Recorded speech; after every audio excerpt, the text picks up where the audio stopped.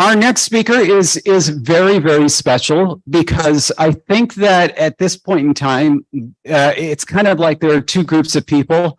Either you've heard of Biblaridion and you haven't heard of any of us, or the opposite, because it's like there is, how to say this, there is kind of like, there are the YouTube people that watch YouTube and then there are the non-YouTube people. And basically, if you are a YouTube person, you know who this is, because basically Biblaridion is the biggest thing to happen to conlanging in the past 13 and a half years.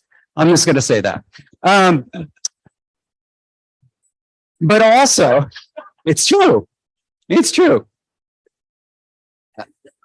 14 and a quarter. Will you accept that? Okay, but also like before I'm well, first here's big woo, but I also wanted to mention, and this is really more of a kind of aha moment for the people who watch on LangTime Studio.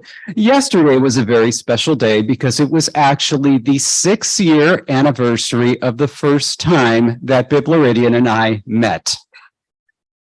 And they had no idea. This was kind of before what comes next. And so now I leave it to Biblaridion to tell you the rest. Yes.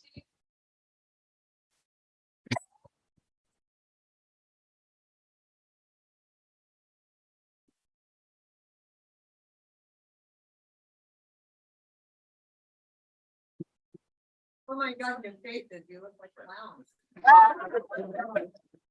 Again. Again. How many times? This picture, by the way, was taken in Edinburgh, Scotland.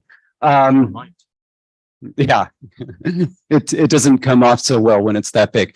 Okay, anyway, all right, one time for all of the fish, Biblaridion. How do I make this work? I press just that button. This one. That would be. All right. Is this working? All right. Yes. Hello. Good evening. I'm not quite sure there's a way to follow that, David. I guess I'll just crack on with it. So, yes. Hello. I must confess that I'm not used to being able to actually see my audience. So this is I haven't given a talk in person in at least 10 years now. So this is new territory for me. I've never spoken at a conference, certainly. So basically, I have no idea what I'm doing. So we'll just see how this works. Oh, bugger. We'll get to that. We'll get to that in due course. So this is me. This is a picture that Mark Simmons did of me at a conference I was at a couple of years ago. He just busted this thing out in a couple of seconds. It was really cool. So thank you for that, Mark. But yeah, so through a very strange series of coincidences that I still don't fully understand, things have transpired such that currently my primary source of income is making YouTube videos. And even saying that out loud is still very surreal to say. But yeah, this is my channel. For the vast majority of people who are aware of my existence, they know me as Biblaridion, which is a name that I somewhat regret by this point because I picked it at the time, however long ago, just because I thought it was a cool sounding Greek word. But it was a very bad branding decision. Far too many syllables. It's difficult to spell. Even David spelt it wrong in the intro slide. So, yeah, I would probably do things differently if I could go back. But whatever the case may be, yeah, I have a channel. It's currently sitting at something like 130,000 subscribers, which in the grand scheme of things really isn't that much, but it is enough to support me, at least for the time being, which is kind of cool. I make videos about a variety of different topics, including conlang and linguistics, but don't let that deceive you, because I'm at pains to point out that I am not a linguist. I don't pretend to be a linguist. I haven't had no formal training or background in linguistics of any sort whatsoever. I'm a biologist, so I'm here under the wrong pretense altogether So basically, feel free to completely disregard everything I have to say today. So if I am not a linguist, then what am I doing here? So these are what I consider the three sort of stepping stones that got me into linguistics. Number one, it seems that Sylvia and I share this in common. I imagine a lot of other conlangers as well, was this book, The Silmarillion by J.R.R. Tolkien, which I read in second year of university. I was halfway through getting my degree in zoology when I resolved to read this book because I'd read Lord of the Rings before, and I was aware that Tolkien had done fairly extensive linguistic work. I knew Elvish was a real language, you know what I mean. But it was something about the way specifically that it was handled in this book, because the Silmarillion spans several thousand years of history, and just something about the effect of having these words and names and phrases that Tolkien uses pretty consistently throughout the whole thing. It just lent this very nice sort of historicity to the whole thing, which I sought to emulate in some of my own creative stuff. And so I set about making my own first conlang, which in its earlier stages is essentially just a relax of Latin, and a very bad one at that. But that changed with the second step, the one on the top right there. That is a photo I took at the Blue Mosque in Istanbul. I went there on holiday, and I just learned a smattering of Turkish before I went. And it just struck me that it worked so differently than any of the languages I had known up to that point, which admittedly very few. You know, I took French and I took Latin, and I had a very Eurocentric, I suppose, idea of how languages could work. And Turkish totally threw me for a loop. And so I decided to basically take all of the new stuff that I've found in Turkish and just port it over into my conlang that I was working on at the time. And that also just sort of broadened my horizons as to what I thought languages were capable of. And so it got me curious into looking into other languages. I just thought, oh, if Turkish works like that, then how does Finnish work? How does Tamil work? How does, Hungarian work? And that culminated in this third and last one there. Does anyone know what that is, out of curiosity? Aztec, there you go. That is the symbol of Tenochtitlan, which was the capital of the Aztec Empire. This is what I'm choosing to represent, classical Nahuatl, which remains my favorite language to this day. Absolutely blew my mind. It was my first exposure to head marking, if you know what that means. Just worked in a way that I was so used to using cases at that point, and just to have a system that worked without case and just these monstrously complex verbs that just sort of cross-reference everything and tell you how to enter it, and no word order either, which is amazingly awesome. So that's what got me hooked. And so I started, after my first conlang, which is terrible and that needs not concern us in this room today, but I've had at least a few dozen conlangs that I've worked on over the years, and of those, the vast majority of them were destroyed or abandoned in some shape or form. But these are the four that I still maintain to this day, plus a couple of other ones that are in dire, desperate need of reworking. But at some point, while all this was going on, I honestly can't for the life of me remember why I decided to make a YouTube channel. It seems very out of character for me in retrospect. I'm not sure why I would do that, but just one day it just occurred to me to do that. And specifically in 2018, I believe, I started making my first conlang videos. This is the sort of introductory series I made. It's not very good. I don't recommend it. It's very, very far below the standards that I hold myself to today. This is the curse of every YouTuber, by the way. Every single YouTuber that I've ever spoken to has this problem where their early work very rapidly becomes obsolete and cringeworthy, and they want it gone, but for some reason it keeps getting views, so they sort of have to maintain it. It's a real shame.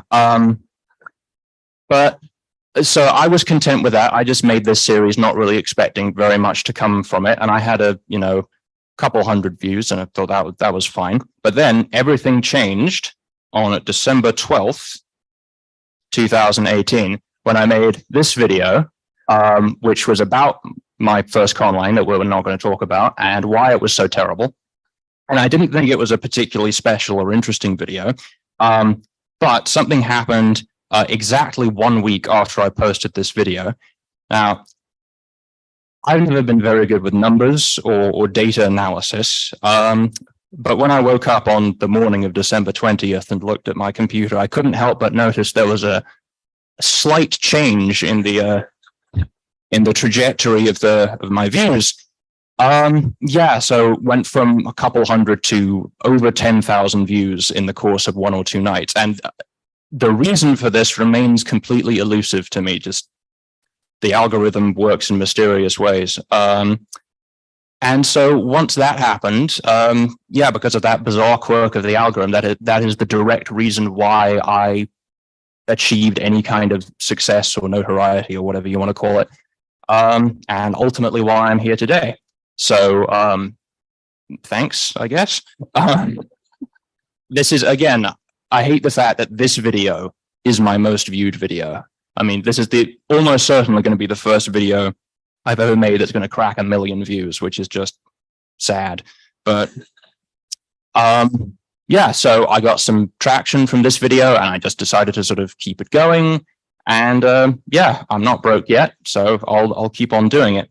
But enough about me specifically. What I actually wanted to talk about today was this particular language that this series that I call Conlang Case Study, which makes it sound a lot fancier than it actually is. It's basically the same thing as David and Jesse's LangTime streams, where I just record myself as I work on my latest language. The only real difference is that I don't have a co-host, so it's just sort of me talking to myself. And there's, I think, something like 35 episodes out at the moment. So if you want to, you can subject yourself to like 50 hours worth of me just babbling incoherently as I try and make decisions. But I thought I would sort of present something of a progress report, I suppose, of just how it's going. But not just for the sake of self-indulgence, because I have actually had a couple of sort of epiphanies along the way that I thought would be worth sharing. Specifically, I don't know if David and Jesse have experienced anything like this, but for me, having this particular format where I am forced to vocalize my whole decision-making process, there's something about that number one, it forces me to be a lot more attentive to all the different possibilities because I have to explain everything I'm saying, but also in so doing, it's made me, it's difficult to articulate, but it's helped me spot directions that the language could go in that I otherwise wouldn't have noticed. And I hope to show you what exactly I mean by that as we go forward. And I think it sort of forms a nice example of the benefits of thinking about a language's history, where your grammar actually comes from, and the implications that has on the rest of the language. So, first of all, just a little primer, I guess. The language is called Takvamir. We're not going to talk about the phonology all that much in this talk, but it looks like that for what it's worth. Pretty small consonant inventory. Weird vowel system. It's got vowel harmony. It's got cases. It's got a bunch of stuff. But really, none of that's super important.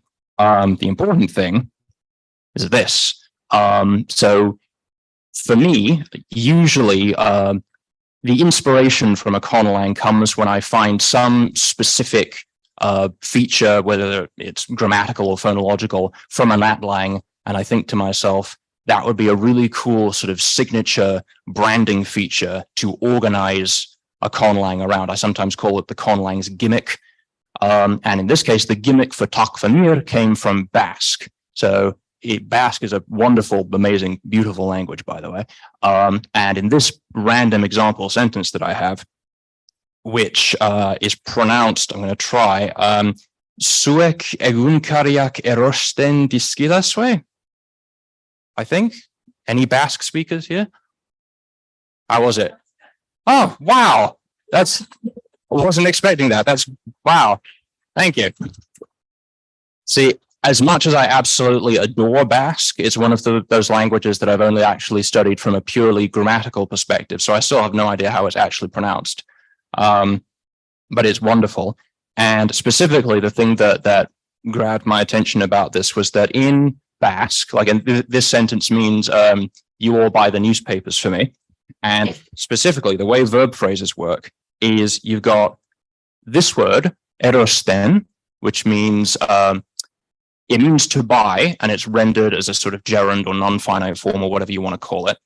And then you've got this big word at the end, diskidaswe, which doesn't actually really have any semantic meaning, but it encodes the subject, the direct object, the indirect object, the tense, the aspect, and a bunch of other stuff. So basically every verb phrase in Basque works like this, where you've got these two different sort of verbal elements that need to be in place for it to make sense. And I really liked that idea and wanted to try doing something similar. Not exactly the same, but something similar. Since this is the sort of the gimmick that I'm going for, it only made sense that this would be the first point of grammar that I'd nail down and figure out how it actually works. So starting off with the auxiliary, this was the easy part, really, because it was easy enough to say that in the earliest form of the language, thinking about things from a historical perspective, way back in the day, there would have been these two simple verbs, this one, akya, which is basically just the copula, just means to be, and this other one, han, with a pharyngeal, that means to exist, but it's also a sort of locative copula type thing. And just cross-linguistically, it's extremely common for these sorts of verbs to turn into auxiliaries anyway. So then if we, just for example, if we attach a subject pronoun, so in this case, nida, which means I, as the first person pronoun, and then apply a whole bunch of sound changes later, we get these four modern forms, nai, nir, nan, and nidan. And I decided to very creatively call those forms 1, 2, 3, and 4.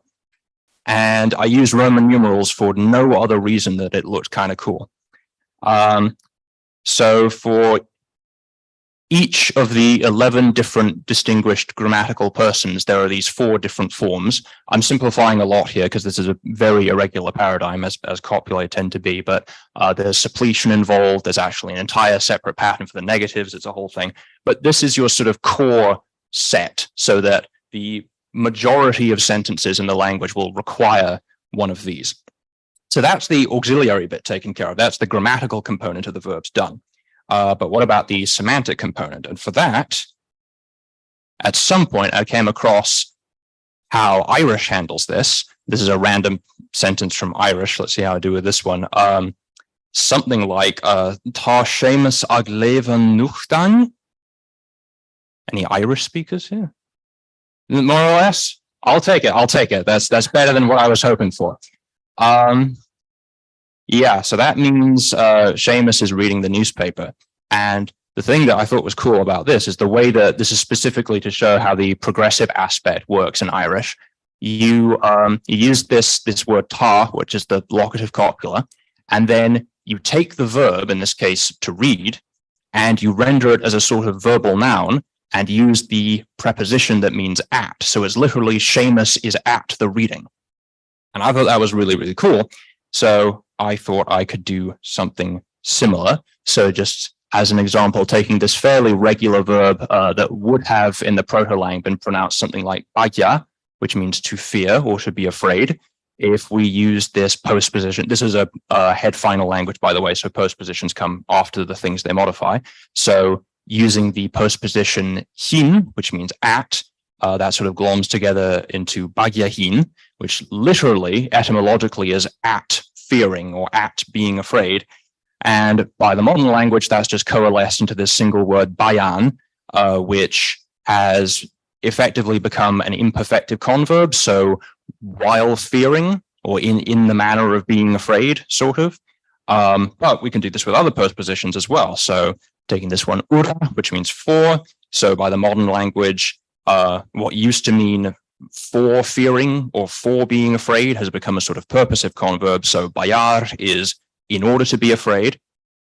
And then one more, the word su, which means from. So from being afraid in the modern language becomes bias, which means having been afraid. So a sort of perfective converb. And so the vast majority of the time, if you have an actual verb root in the language, it will appear in one of these three forms, which I call the first, second, and third principal parts. So the way that the verb system or the tense aspect system works, therefore, is you infer the tense and the aspect from the combination of the auxiliary form you're using and the principal part that you're using. So in this example, we use form 1 of the auxiliary, in this case, just in the first person. So nai, which basically means I am, and bayan, which is the while form. So while being afraid. So the whole thing is literally, nai bayan is I am while being afraid, which is just used for sort of present or continuous actions, nothing special there. But if we swap out the auxiliary for form 2, we get I was while being afraid, which again, it's not too much of a leap in logic to see how that becomes I was afraid, is now past tense or past imperfect specifically. And then if we keep the auxiliary the same, but we switch up the principal part, nirbayas means I was having been afraid, which I said becomes this sort of remote past, I was once afraid a long time ago, something like that. So I'm not going to go through all of them, obviously, but those are all the different possible combinations of auxiliaries and principal parts. I did not anticipate the text to get smushed like that, but whatever, that's fine. So that basically is the system that I had set out to create, finished. Like that is the gimmick of the language, done, mission accomplished, very well. But this is the interesting part. This is the actual bit that is important, because this is where the ramifications of what I was doing started to sink in. So if we go back to that Irish example I had from earlier, Seamus is reading the newspaper. The thing that I thought was really cool about this, I hadn't seen a language that did this until this point, but you'll notice that the word newspaper, Seamus is reading the newspaper, so the newspaper is the direct object, and it's being marked in the genitive, which out of context sounds really weird. You just, in the progressive aspect, the direct object gets marked in the genitive. That sounds very strange, but it makes perfect sense when you consider that since the verb has been nominalized, the possessor of the verbal noun is interpreted as the object. And I thought that was really, really cool. So I basically just decided to steal that. So at one point in an earlier form of the language, you would have been able to say something like this sentence on top, Irmai vachran akam, which just means the leopard eats the lizard. And the word vachran there is lizard, and it's marked in the accusative because it's the direct object. But then once these auxiliary constructions evolve and become as prolific as they are, then in the second one, the word there, that's just a long vowel, that is the auxiliary, and the verb at the end is turned into one of the principal parts. But the word vachran has become vachras because now it's marked in the genitive because it's literally the leopard is at the eating of the lizard. And so, since these auxiliary constructions are becoming mandatory in basically every context, what was the genitive is now becoming a sort of genitive accusative hybrid type thing, is used to mark both the possessor and the direct object. And what was the accusative is being demoted into a sort of postpositional or general locative type case. It only really shows up marking the objects of postpositions, with one very important exception. And this is one of the first big sort of eureka moments that I had, is that imperatives is almost arbitrarily, at a very early stage of making this language, I just decided that imperatives were one of the very few situations in which these auxiliaries weren't required, because it seemed to me like the tenses and aspects that the auxiliaries were being used to convey just wouldn't get associated with that. Like, there was never a distinction, for example, between do it versus be doing it. You know, that just never happened.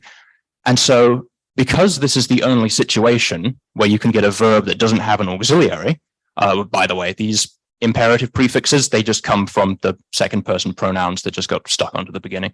So you have to use this little imperative prefix. So the word watch in the imperative is sirach, But if you have an object of the imperative, because there's no auxiliary there, and the reason why the genitive is taking over the role of the accusative is specifically because the auxiliaries are getting involved. With no auxiliary, you now just keep using the same accusative that you did in the older form of the language. So we end up with this, again, seemingly bizarre situation from the perspective of the modern language, that the direct object of imperatives is marked in the locative. And I did not intend for that to happen at all. That was never, I did not think that was even a possibility, but it just presented itself to me with the decision that I had made.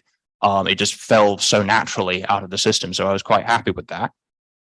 But there is something else we need to contend with here, which is that if the genitive is taking over the role of the accusative, if both possessors and direct objects are marked in the same case, then we get a sentence like this,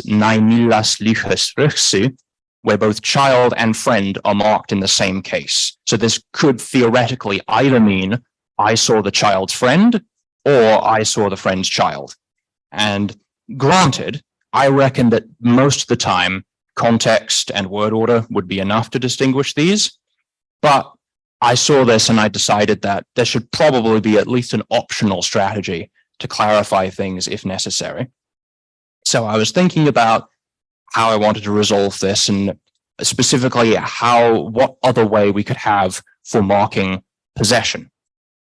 And that is when I came across this. Now this will be cool. Any Ainu speakers here? No? No one? Oh, that would have been cool. But yeah, Ainu is another wonderful, lovely language.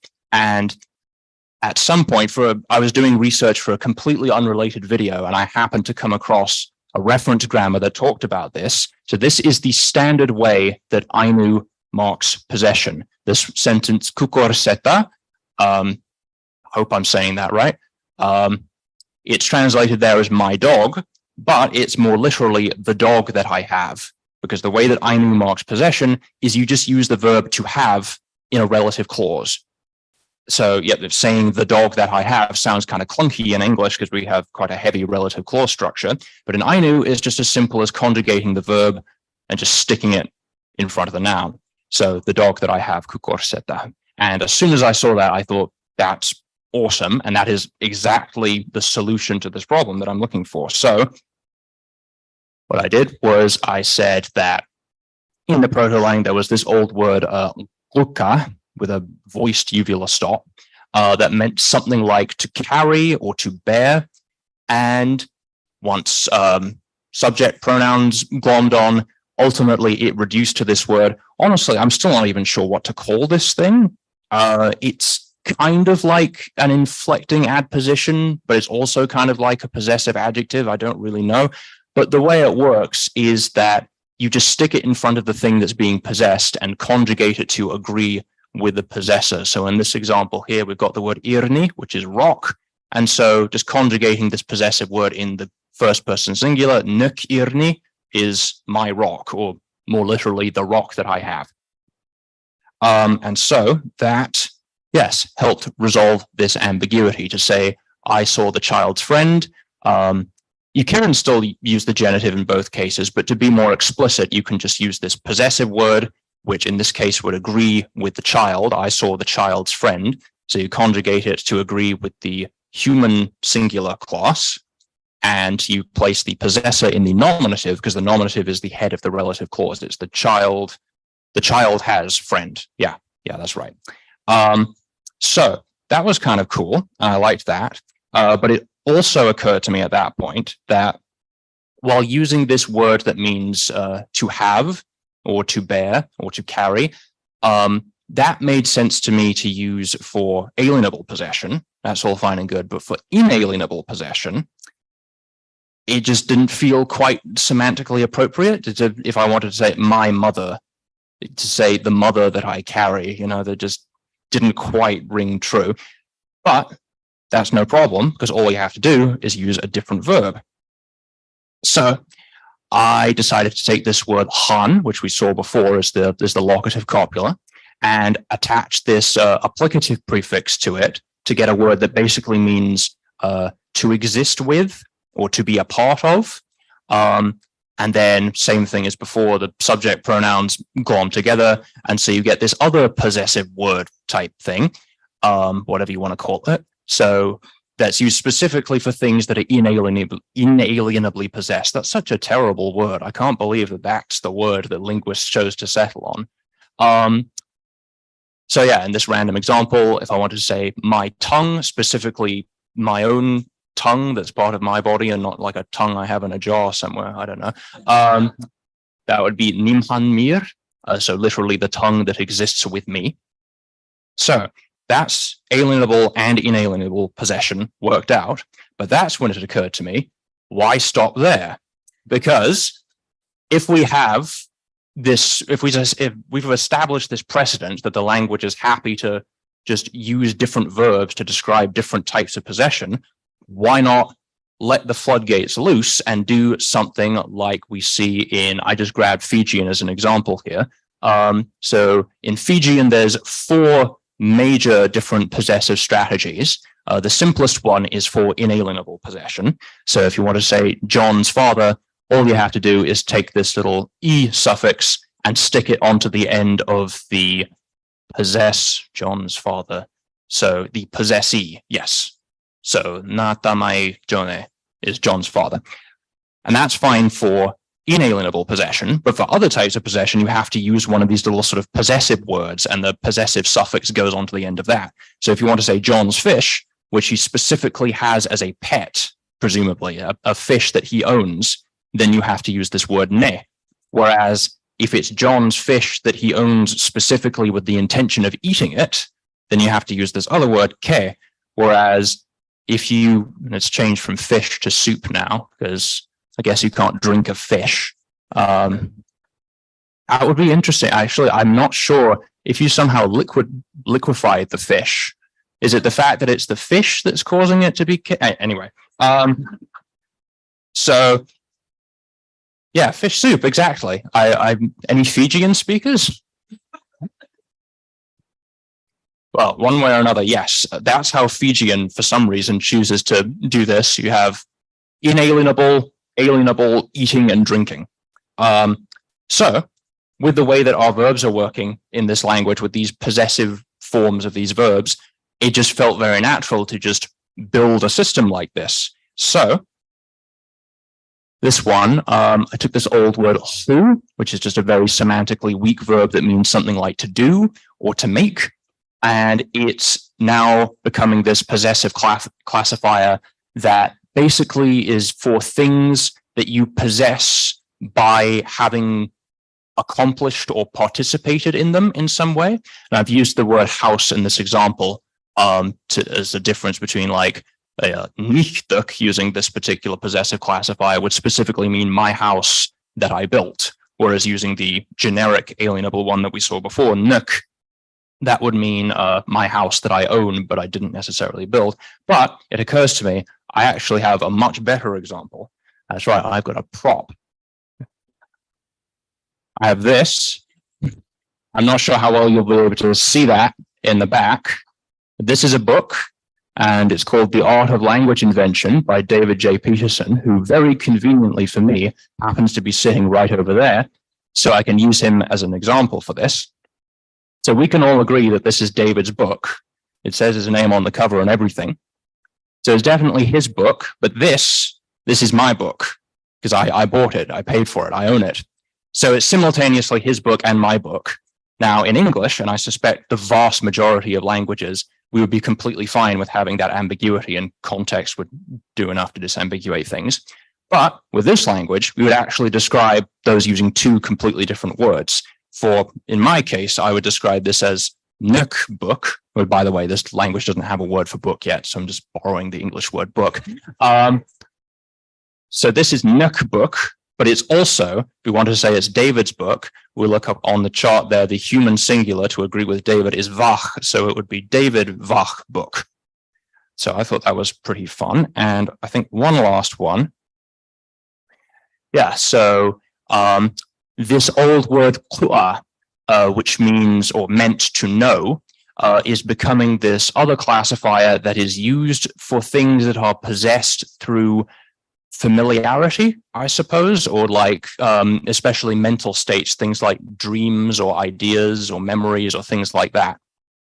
And so a fun thing that happens with these classifiers is that they can actually be used in a sort of derivational sense. So if we take the word lief, which means friend, if we just were to use the standard alienable classifier that we've been using, we've seen up until this point, this word nek, neklich is literally the friend that I have. Whereas if we use this new classifier that comes from the word to know, nakvalich literally means the friend that I know. And that kind of implies you know them, you're familiar with them, but you don't actually have them as a friend. So I've translated it here as my acquaintance. It implies some degree of distance between you. So there's lots of fun derivational possibilities like that. And I think one last example is that, let me put that down. You might notice the first person plural exclusive form of this classifier is takva, which you may recognize from the name of the language. It's called takva mir. And so and we saw the word mir earlier, that means tongue.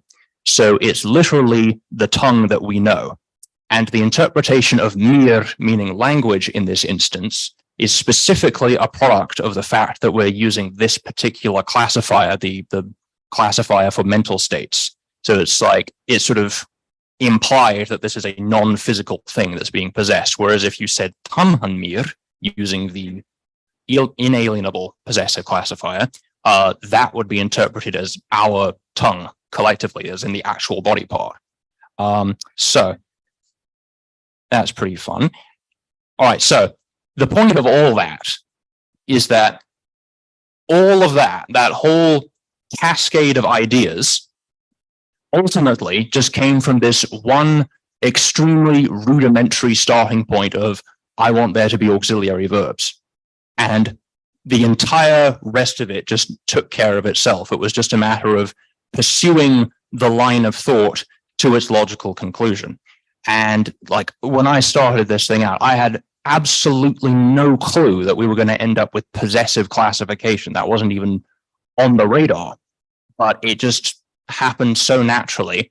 So I guess, yeah, the takeaway of this is that thinking about the language's history, if you think about where your grammar is coming from and keep an eye out for the other areas of the language that your grammar is impacting, very often the language will just do all the work for you. And all you have to do is just sort of be mindful of the opportunities that are presenting themselves to you and just cherry picking the ones that you like. Because this was never, it was never a, how do I say this? It didn't feel like I was being restricted in any way. It wasn't feeling like I was being forced to make these decisions. It wasn't like, oh, well, the language is going in this direction and there's nothing I can do about it. I could have deviated. I could have found any number of other solutions to any of these problems. But it's just a way, just keeping the history in mind is just a way of, as I say, sort of revealing new paths for you to follow and new avenues for the language to go down. So I hope you got something out of that. And I'll just finish up by saying Naikasavekin Kardarma Mirmik, which thank you very much. Stay grammar, and LangTime watchers will know what that means.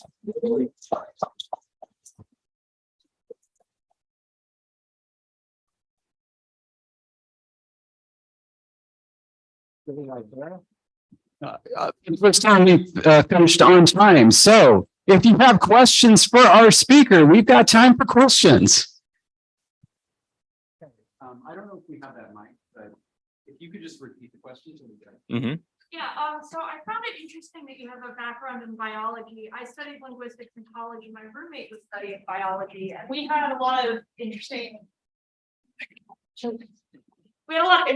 conversations between the two of us about the similarities of different aspects of biology and linguistics. For example, how species are classified versus how languages are classified, or how biological species evolve versus language. And I was just wondering if your background in biology has influenced the way that you see language and language creation in any way, and whether you have any thoughts on those similarities. I mean, the similarities are definitely there, and that was actually, so my flatmate in university was a linguist, and I remember chatting to her in first year about the stuff that she was studying, and she did mention like, oh, this linguistics is actually, it's got some notable similarities to biology, like looking at the diachronic evolution of the language families is a lot like looking at cladograms and the divergence of different groups of species. And I sort of intuitively understood what she meant and kind of agreed with her, but I didn't really properly think about it. But yeah, once I actually got into linguistics, the methodology for doing linguistics and speculative biology is surprisingly similar at various points. In terms of actual applicability, I'm trying to think of a decent example, and my mind is failing me. But there have definitely been points. I'll just say, yeah, there have definitely been points in which either in one or the other, whether I'm doing linguistics or speculative biology, it just sort of occurs to me like, yeah, this is a really similar sort of pathway that I would have done in the other. I hope that answers the question. Thank you.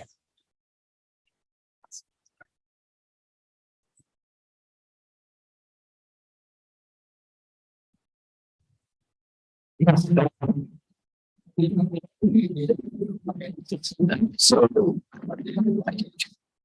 it will get a writing system, and at this point I only have some very vague ideas for it. I try and get as much of my thought process in these videos as possible. I try not to think about things ahead of time or between videos, but just in my idle thoughts, I'm envisioning the writing system as something like being a cross between cuneiform and glagolitic. I mean, if you can imagine that. I'm thinking it's probably going to be more towards the alphabet abjad end of the spectrum, because I have done a lot of alpha syllabaries and regular syllabaries and other things in other languages, and I kind of want to keep it a little bit more scaled back this time around. It just sort of feels right for whatever reason. Yeah, thank you. Yeah, thank you so much for this illuminating and thought-provoking talk. Oh, thank you. I'm fascinated by the possessive classifiers in our language, and I'm wondering how speakers deal with sort of indeterminacy of knowledge, right? So like presumably, if you built your house or if you own your house, and if it's a close friend or an acquaintance, but like, what if you don't know if it's David's house or he built his house, or if it's a close friend or an acquaintance? That is a very good question, and one that I'm still sort of exploring the implications of, because in case it wasn't clear, this is still very much a work in progress. And these 4 classes that I have, those are the only 4 possessive classes that I've made thus far. But yeah, very often I have to think quite carefully about when I should use one versus the other. Sometimes it's very obvious, but other times it's not.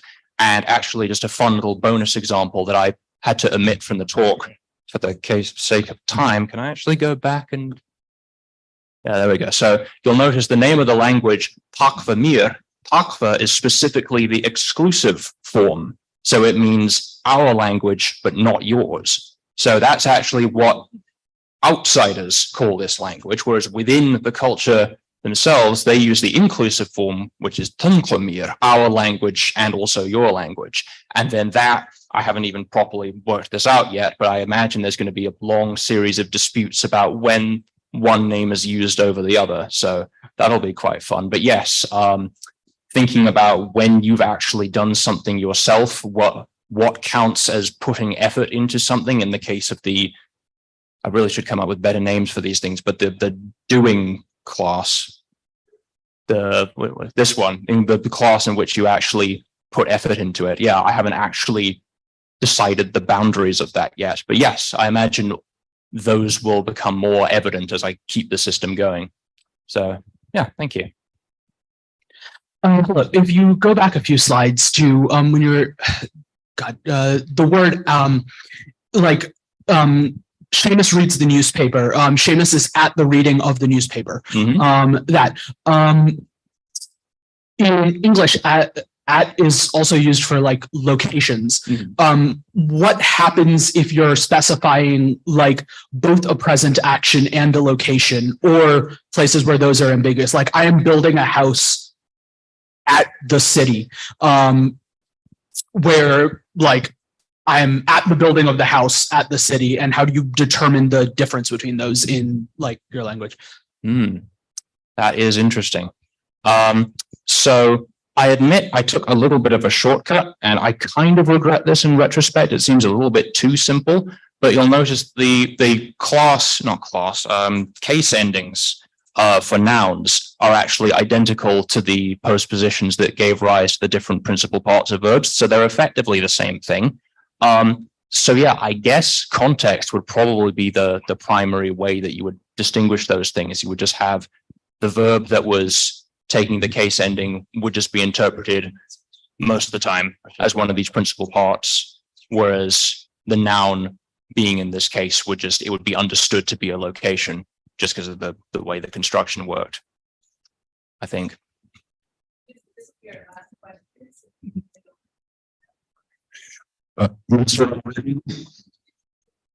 Good evening. I've watched some of your videos, and I have to say I admire your copious use of examples. Oh, thank you. By your admission, though, you are not necessarily a native speaker of many of the languages that you use in those examples. So I'm curious, what resources do you use in order to come up with those examples? If you could maybe give us some links, that would be great. Thank you, sir. Oh boy, I'm afraid I'm not fully prepared to. So it's many hours of just trawling through whatever I can find. I don't really have a specific process or a specific list of resources, but generally the process is that I'm vaguely aware that such and such a language has some feature that I'm going to be talking about in this video. So I try and find a reference grammar of whatever that language is and just trawl through it until I can find decent examples, which is a lot harder than you might think. And based on some of the comments I get, sometimes the stuff you see in reference grammars is not 100% accurate. Yeah, but that's basically the process. So I'm afraid I can't furnish you with anything more than that. By all means. Oh, yes.